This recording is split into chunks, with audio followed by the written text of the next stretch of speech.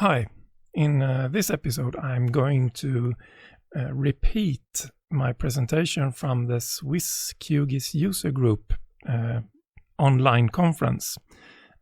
That video is online, and if it isn't yet, it will be soon, and you can watch the presentation there. But my part was to show some tips and tricks on styling with the QGIS, and I didn't have the time to go into any details, so I thought let's do another video, and in this I will explain in more detail what I did.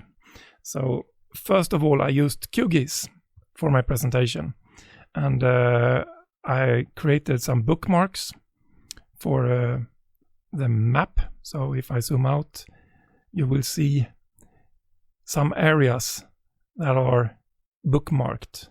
So I have my title, and it's just a simple point with, let's see, with raster, what is it called?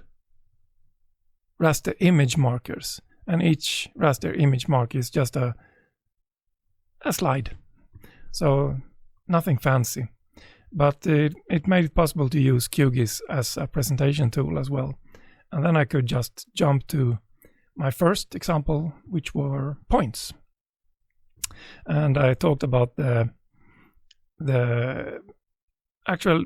powerful settings for just simple points. And you can combine it with the draw effects, layer rendering, and if you have a complex point, you can combine it with symbol levels. So I mentioned the superpower of QGIS, and that is, in my mind, when you combine all these pretty simple settings in new and sometimes unexpected ways. So my first example, I just replaced the simple marker with an ellipse marker to make it a bit oval shaped. So let me just magnify this and go back to the bookmark, and that was the starting point for an eye symbol, and a simple marker were the pupil, but to make this pop a bit more, I added a draw effect with an inner shadow, and put that in the lower right, and then I removed the blur, and that creates this sharp edge for the inner shadow. And you can play with the distance. You could leave it like that, and I think that if you have it really small, it will introduce some irregularities to your shape. So without blur and a lot of transparency for the sharp line, that will give this a bit more cartoony shading effect. And I really like that. And then I used geometry generators to randomize the offset. That was quite simple. So it's just so the expected format is a string of doubles or an array of doubles.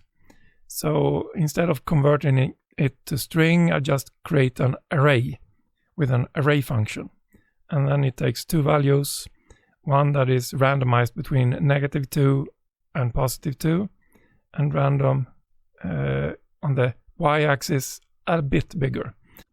I also showed that you could go into the layer properties, and under rendering you could refresh that layer at an interval that you decide.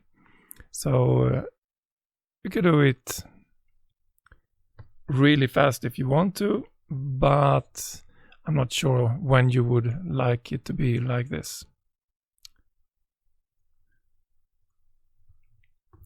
Then I moved on to lines, and also talked about the settings for lines and that they are a bit more powerful than you might expect. And also talked about how you should experiment with extreme values. So in this case, you may not see that much that is interesting, but if you combine the simple settings, perhaps around corners, change it to a flat end style, duplicate it, make it smaller,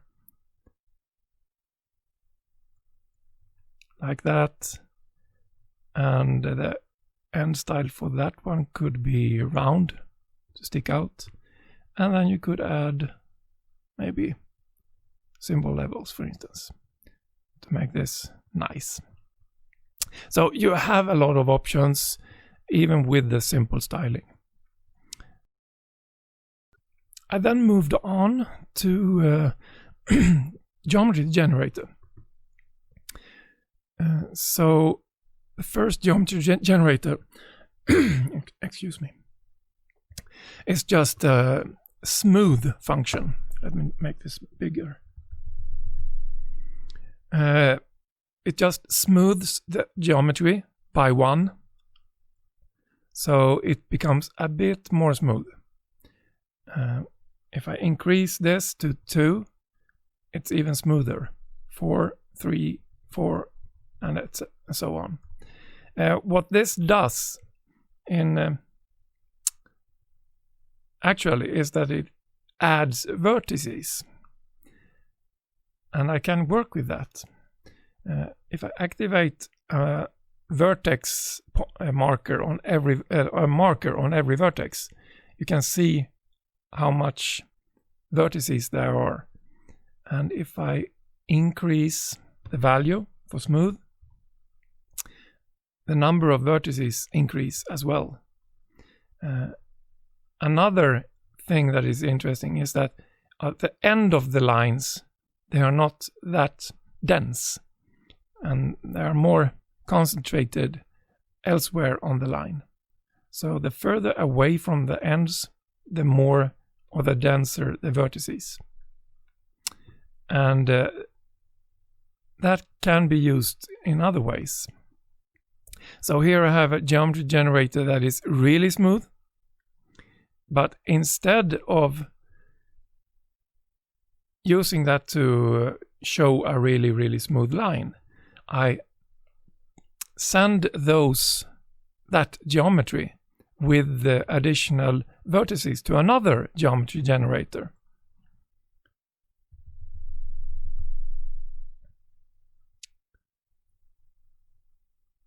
And if I just add the markers here, simple line,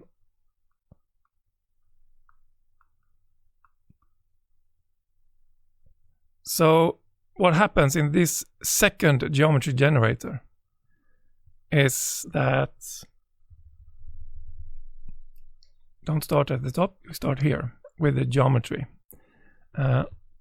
For every point in this geometry, and I test that with the array for each function.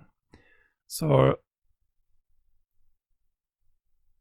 this generates a series from 1 to the number of points in the geometry. And I can reference that number with the element variable. And for each of those new points in that geometry, I project it.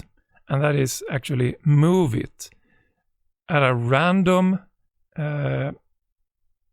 distance in a random direction.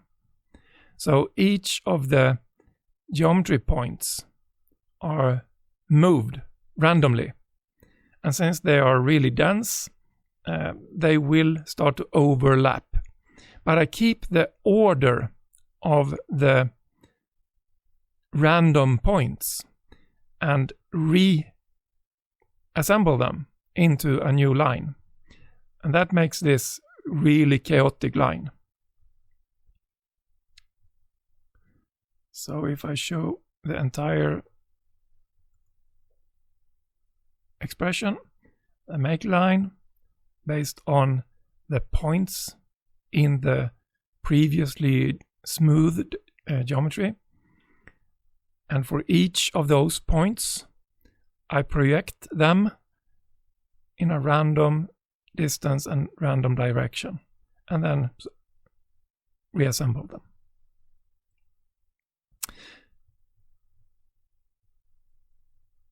Turn that off. Turn that off. And then I used a dotted line instead. Let's just turn the first layer off.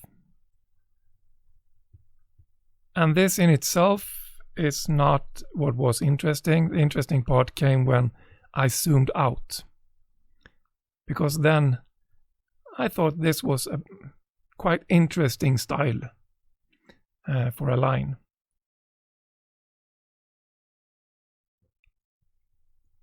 And you can play with the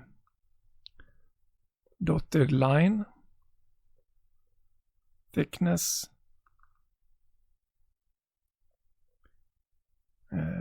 any way you want to get the effect you are after. Then we moved on to polygons.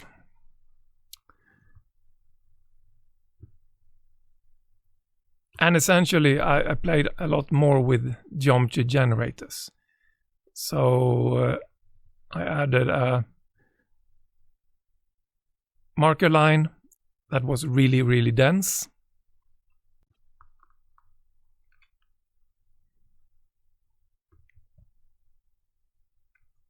A lot of interesting things start to happen when you manipulate the offset on the x-axis.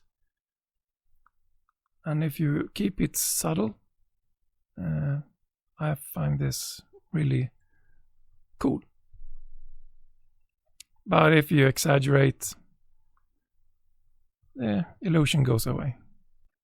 I also did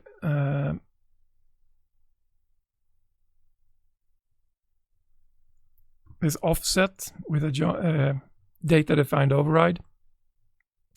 And this was just to show that if you only do a random offset, it will be random throughout the entire distance. But the best way to generate this pencil effect is to offset exponentially or scale the randomness.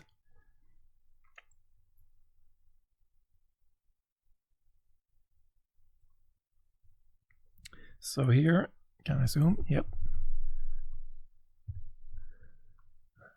Control plus and control minus will zoom in and out in windows in QGIS.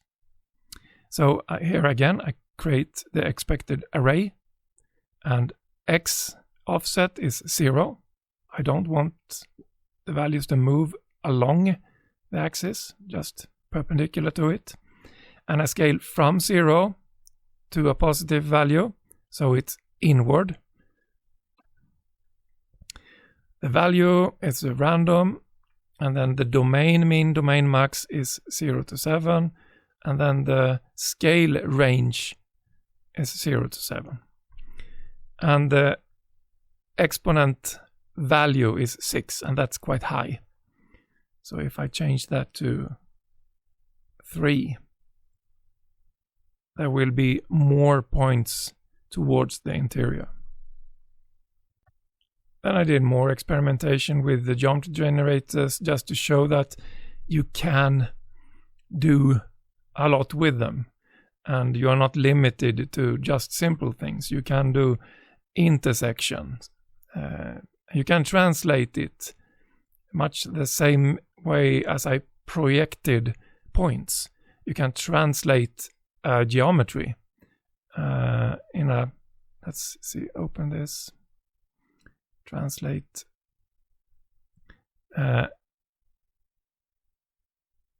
in a delta x and delta y value. And this is not millimeters, it's the geometry values. So in this case it is meters, so it will be moved 45 meters in the x-axis and negative 35 in the y, so to the right and down. An intersection, that is just to combine two geometries and only keep the part that overlaps. So the original geometry together with my translated, smoothed and buffered geometry. And last, I had this simple geometry generator. Again, it's just smooth with reasonably large amount of smoothness, which creates a lot of vertices, but in this case I'm not interested in the vertices. I want the shapes to be really organic and smooth. So even the square or angular polygons are really smooth. The simple fill, I could use draw effects to create highlights, and again I did that without blur and less opaque.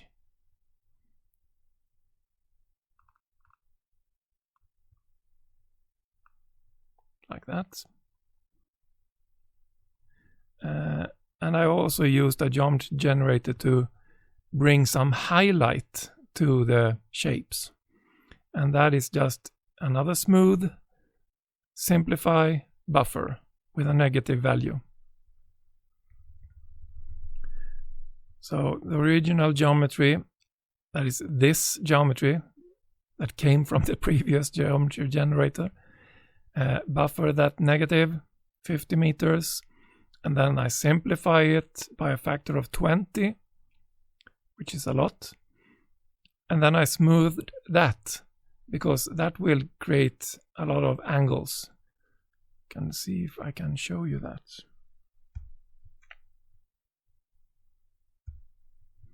So that is the negative buffered and simplified polygon, and then we added the smooth by 5 again. So this will bring some form of highlight. I could move this again the same way I did before here. Translate. If I wanted it to be up to the left, for instance, I could translate it with a negative value on the x-axis and a positive value on the y-axis.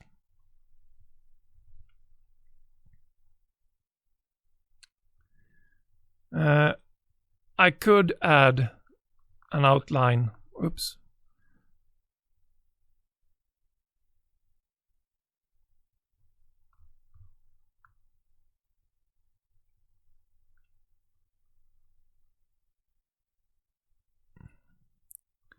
An outline to the shape like this, but that is not really what I want. So instead I used another geometry generator with a buffer, and that's underneath. So if I move it above, it will be covering, but keeping it underneath the other geometries, it will stick out the same amount as I buffer it. And then I used draw effects, and instead of source, which is the original shape, I used transform, and that gave me the possibility to translate, and that is the same as the translate function previously, but I can do it in map units, and since I buffered by 10, I don't want to move it too far, because then I will not have any outline left. So move it by 5 in each direction.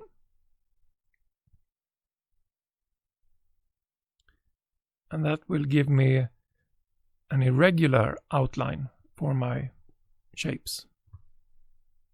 And then I just added another geometry generator, and this one is just another buffer with scaling set to 80% on the y-axis, so it will be flattened. So let me just turn that on. And it's a line pattern.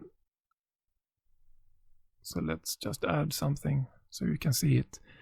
So as you see, it's a buffer, but it's flattened. And this will reflect more on the larger shapes than the smaller ones.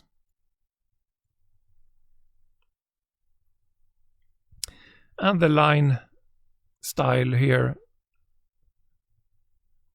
was just to bring additional styling to the layer. And then I finished it off with a combination of a few styles, where I also used layer refresh for the pupils of the eyes. So that was hopefully a bit more in-depth explanation of how I did the symbology in my presentation. And if I remember it, I will link to the original presentations in the description of this video. And I'll see you next time.